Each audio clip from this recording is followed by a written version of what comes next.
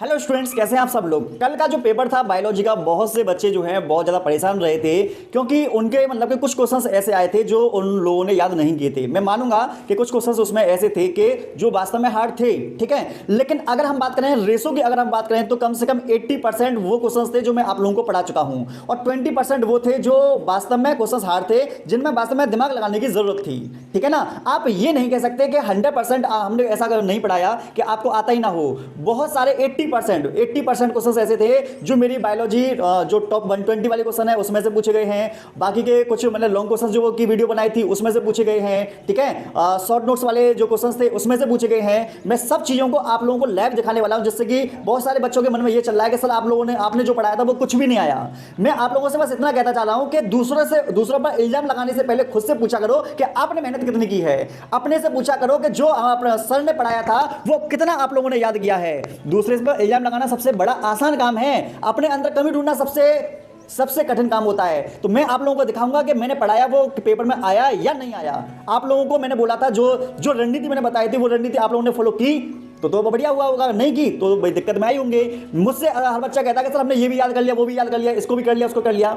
अगर कर लिया तो मैं अभी आप लोगों को दिखाऊंगा कितने % आप लोगों के जो क्वेश्चन है मेरे नोट्स में से, मेरे क्लास में से पूछे गए हैं। लाइव दिखाऊंगा, जाइए कहूंगा मत, लास्ट तक वीडियो को देखना, एक एक चीज को मैं आप लोगों को दिखाने वाला हूं, ठीक है ना। आइए, क्या मैंने आप लोगों को वायु परागण क्लास में पढ़ाया नहीं पढ़ाया? कॉपी निकालो और चेक करके देखो वायु परागण में ये बात लिखी हुई है नहीं कि ये पुष्प छोटे होते हैं, ठीक है। ये वाली बात लिखी हुई होगी। अगला ये जेनेटिक्स का है और जेनेटिक्स में पहला मतलब क्वेश्चन ये वाला दे रखा है। ये दोनों सेम क्वेश्चन है, बस भाषा थोड़ी सी चेंज है, ठीक है ना। आगे बढ़ोगे तो ये आपको दिखाई दे रहा होगा एंटीबॉडी, प्रतिरक्षी अणु के बारे में मैं आप लोगों को डिटेल में बात बताई या नहीं बताई, इसकी थ्योरी भी लिखवाई है मैंने, और इसका जो चित्र है वो भी इंपॉर्टेंट था। यहाँ पर अनुलंबी पुष्प के जो तुमको दिखाई दे रहा होगा इसके एग्जाम्पल चेक करके देख लो। कॉमेलिनिया ऑक्सेलिस, ठीक है, चेक करके देख लो। पहला क्वेश्चन यही वाला दे रखा है।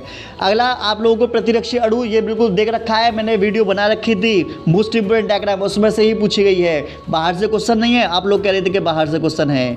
ये वाला देखो, यहाँ पर मटर के लंबे पौधे वाला है, ये टेस्ट क्रॉस वाला है। भाई बोर्ड एग्जाम में मैंने पहले बोला था कि क्वेश्चन घुमा कर देगा, क्वेश्चन की भाषा को समझो, ये वाली बात कई बार बोला था मैंने। सहविलुप्तता, इस पर भी काफी इंपोर्टेंट है। यहाँ पर सहविलुप्तता दे रखी है, आप लोगों को दिखाई दे रहा होगा। सहविलुप्तता को वीडियो में भी टॉप 120 वाली में से आई है, चेक करके देख लो, क्लास में पढ़ा चुका हूँ। वैसे वास्तविक फल, आभासी फल खूब चीख कर मैंने समझाया है कि अंडाशय से बनने वाला फल वास्तविक फल है, पुष्पाशय से बनता है झूठा फल है, बता रखा है मैंने क्लास में, ठीक है।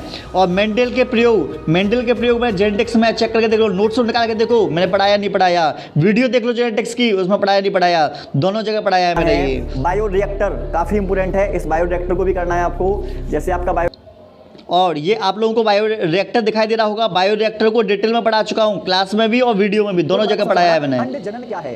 अंड जनन क्या है, इसकी व्याख्या कीजिए। तो अंड जनन के बारे में बता रहा है कि अंड मतलब अंडाशय में जो अंड का निर्माण होता है ना, उसको हम अंड जनन बोल देते हैं। और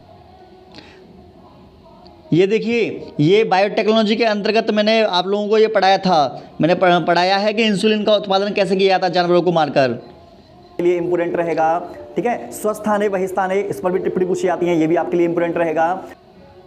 क्लास में स्वस्थाने बहिस्थाने खूब पढ़ाया चिक कर, ये 15 बहुत बार मैंने क्लास में बताया है, इंपोर्टेंट, ठीक है। परिवुडपोष फलवृत्ति में अंतर पढ़ाया है, बीजपत्रधारा अध्यावरण ये क्लास में पढ़ा रखा है, सब अंतर पढ़ाए हैं मैंने, क्लास के अंदर पढ़ाए हैं। देखो क्रोमोसोम 21वीं जोड़ी की त्रिसूत्रता घुमाकर पूछ लिया। डाउन सिंड्रोम है, डाउन सिंड्रोम मोस्ट इंपोर्टेंट था, चिक कर बोला था कि पेपर में आएगा ये वाला क्वेश्चन, ठीक है। क्लाइनेफिल्टर सिंड्रोम XXY बताओ, मैंने क्लास में चेक करके देखो, नोट्स में तुम्हारे में है या नहीं, वीडियो में जाकर देख लो जेनेटिक्स वाले में, वीडियो में ये है या नहीं, एक एक क्वेश्चन ये वाला मैंने कराया है आप लोगों को। अगला है मानव जीनोम परियोजना, जेनेटिक्स जेनेटिक्स नहीं, वंशागति का आणविक आधार खोल के देख लो या वीडियो देख लो, दोनों जगह मैंने पढ़ा रखा है क्लास में। जीन चिकित्सा बायोटेक्नोलॉजी में मैंने पढ़ा रखी है, वीडियो में मैंने बताया है, यहाँ पर भी मैं आप लोगों को नोट्स में पढ़ा चुका था। अच्छा क्वेश्चन है, एडिनोसिन डीएमिनेज की कमी से मोस्ट इंपोर्टेंट है, अनुमान से बार-बार आपके एग्जाम में पूछा रहा है। आपको बता दें कि ये क्वेश्चन ऐसे इधर आप लोगों ने याद किए नहीं घर पर बैठकर, और उधर आपके प्री बोर्ड और बोर्ड एग्जाम में आए नहीं, ठीक है ना। ऐसे क्वेश्चन सही वाले, ऐसा नहीं कि मतलब कि हमारे में आपको ऐसे याद करवा रहे नहीं। अगर आपको लास्ट में कुछ क्वेश्चन हम बता रहे हैं, सर कुछ भी नहीं आया। अरे क्यों नहीं आया भाई, देख लो ना तुम्हारे सामने। टेस्ट सॉल्व करनी होंगी, आपके बस की बात नहीं है, बस आपके अंदर एक गुब्बारा सा फूल गया है जो आपको लग रहा है कि आपको बहुत कुछ आता है, लेकिन आपको कुछ है। बायोलॉजी के मोस्ट इंपोर्टेंट टेस्ट ले रखे हैं मैंने, पहले चैप्टर के या फिर पहले यूनिट के, सेकंड यूनिट के, थर्ड यूनिट के, फोर्थ यूनिट के मैं टेस्ट ले रखे हैं। अगर आपको लगता है, अगर सब आप लोग याद करेंगे, कुछ पढ़ लिया तो आपको लग रहा है कि आपको बहुत कुछ आता है, भाई पेपर में बहुत कुछ कॉन्सेप्ट की चीजें आती हैं, बहुत कुछ जानने की चीजें आती हैं। कॉन्सेप्ट पर आपका ध्यान कहां है? दो चैप्टर बस इजी वाले याद कर लिए होंगे, आपको लग रहा है कि हां बायोलॉजी पेपर हो जाएगा, इजी क्वेश्चन नहीं आने वाले, कॉन्सेप्ट वाले आएंगे। भाई एनसीईआरटी पेपर हो गया है, एनसीईआरटी एग्जाम लेके एनसीईआरटी एक्सरसाइज क्वेश्चन ऐसे हैं जो हिला देंगे आप लोगों को। थोड़ा सा एनालिसिस किया है मैं, क्लास में बच्चों से पूछता हूं, किसी प्रश्न को अगर मैं देता हूं ना तो उसमें सबसे प्रॉब्लम ये आती है कि अगर किसी प्रश्न की भाषा जो होती है आसान होती है तो बच्चा जो होता है बहुत ही आराम से उस प्रश्न का आंसर दे पाता है। लेकिन जैसे एग्जाम में क्या काम करते हैं, प्रश्न की भाषा को बदल देते हैं, और जो हमारे बच्चे होते हैं प्रश्न की भाषा को ना ठीक से समझ पाने के कारण वो उस प्रश्न को छोड़ देते हैं। और आप लोगों को तो पता ही होगा, जब प्रश्न को हम ठीक से नहीं समझ पाएंगे, प्रश्न हमारे समय नहीं आएगा तो आंसर हम कहां से दे पाएंगे। तो सबसे पहला काम क्या करना है आप लोगों को कि जो चैप्टर आप लोगों ने पढ़ा है उससे संबंधित मॉडल में या एनसीईआरटी के जो क्वेश्चंस हैं उन सभी क्वेश्चंस को देखकर जाओ, उन सभी क्वेश्चंस को समझो वो कहना क्या चाह रहे हैं। आंसर तो ऑलरेडी आप लोगों को याद होंगे, अगर याद नहीं है तो आप उन्हें याद कर लीजिए। प्रश्न में आप लोगों को भाषा में एग्जाम में फंसाएंगे, आप लोगों को फंसना नहीं है। मिलते हैं नेक्स्ट वीडियो में।